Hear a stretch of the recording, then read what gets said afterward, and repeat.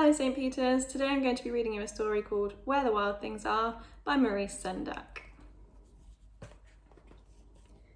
The night Max wore his wolf suit and made mischief of one kind and another.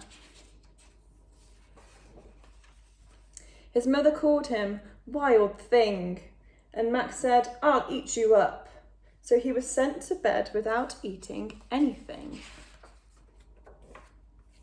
That very night in Max's room, a forest grew and grew and grew until his ceiling hung with vines and the walls became the world all around. And an ocean tumbled by with a private boat for Max, and he sailed off through the night and day. And in and out of weeks and almost over a year to where the wild things are.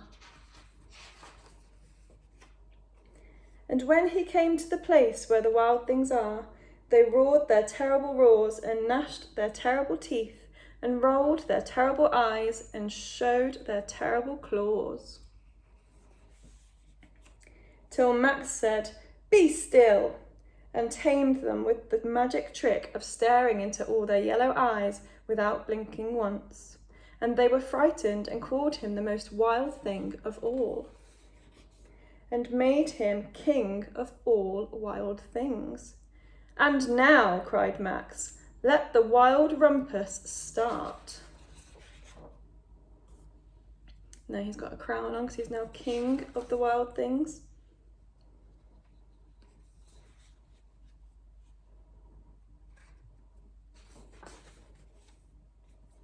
"Now stop," Max said, and sent the wild things off to bed without their supper, and Max, the king of all wild things, was lonely and wanted to be where someone loved him best of all. Then all around from far away across the world, he smelled good things to eat. So he gave up being king of where the wild things are. But the wild things cried, "Oh, please don't go. We'll eat you up. We love you so." And Max said, "No." The wild things roared their terrible roars and gnashed their terrible teeth and rolled their terrible eyes and showed their terrible claws. But Max stepped into his private boat and waved goodbye and sailed back over a year and in and out of weeks and through a day